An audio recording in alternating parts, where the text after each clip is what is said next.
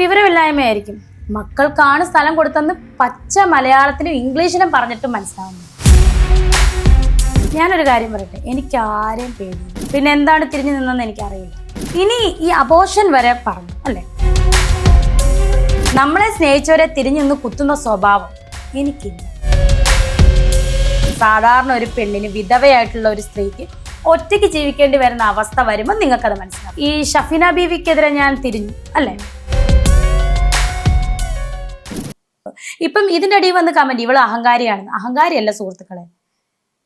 നമ്മൾ ഈ അനുഭവം കേരളത്തില് ഒരു പെണ്ണിന് ഒറ്റയ്ക്ക് ജീവിക്കേണ്ടി വരുന്ന അവസ്ഥ, സാധാരണ ഒരു പെണ്ണിന്, വിധവയായിട്ടുള്ള ഒരു സ്ത്രീക്ക് ഒറ്റയ്ക്ക് ജീവിക്കേണ്ടി വരുന്ന അവസ്ഥ വരുമ്പോൾ നിങ്ങൾക്കത് മനസ്സിലാവും. അങ്ങനെ ആർക്കും വരുത്തരുതെന്നാണ് പ്രാർത്ഥിക്കുന്നത്. ഇത് അഹങ്കാരമല്ല.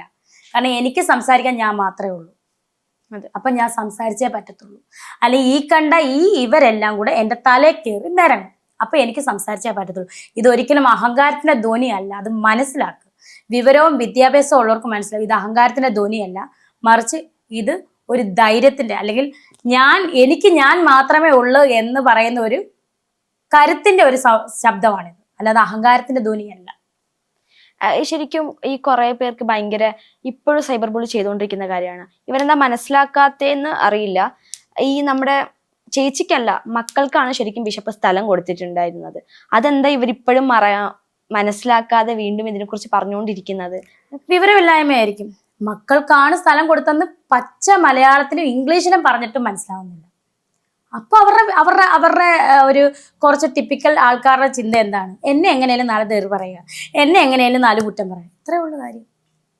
അവർക്ക് റീച്ച് വേണ്ടേ? അതെ അതെ, അത്രേ ഉള്ളു. അപ്പൊ ചേച്ചിക്ക് നിമിഷ എങ്ങനെ അറിയാവുന്നത്? പരിചയം?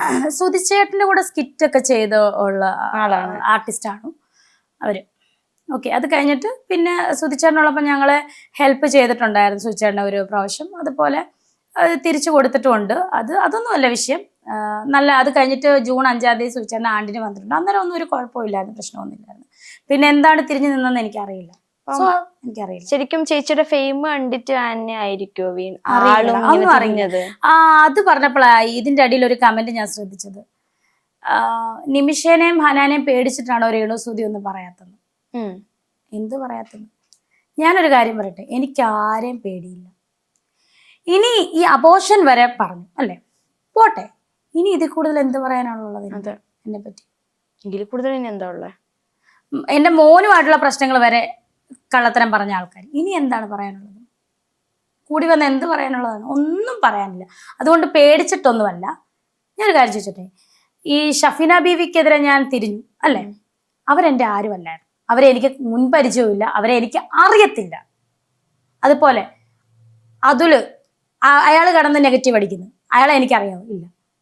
അതുകൊണ്ട് ഞാൻ അവരെ തിരിച്ചു പറയും. ഇവർ രണ്ടും എനിക്ക് നേരിട്ട് അറിയാവുന്ന വ്യക്തികളാണ്.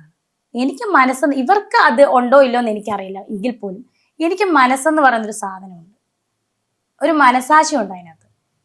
നമ്മളെ സ്നേഹിച്ചവരെ തിരിഞ്ഞു നിന്ന് കുത്തുന്ന സ്വഭാവം എനിക്കില്ല, രേണുസുതിക്കില്ല. അല്ലാതെ പേടിച്ചിട്ടല്ല. ഇനി ഇതിൽ കൂടുതൽ ആകാശം വെടിഞ്ഞിട്ട് തല വീണാലും എനിക്കൊരു പേടിയില്ല.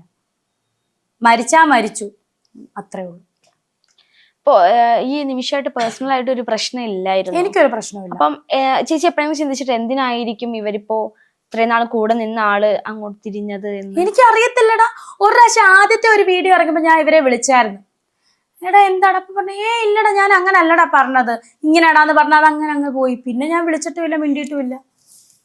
പിന്നെ വീഡിയോസ് വരാൻ തുടങ്ങി. എനിക്കറിയില്ല എന്താണ്. എന്തോ ആവട്ടെ, അത് അവരുടെ സന്തോഷമാണ്, അവരത് ചെയ്യട്ടെ. എനിക്കതിനകത്ത് ഒരു പ്രശ്നമില്ല, പരിഭവമില്ല.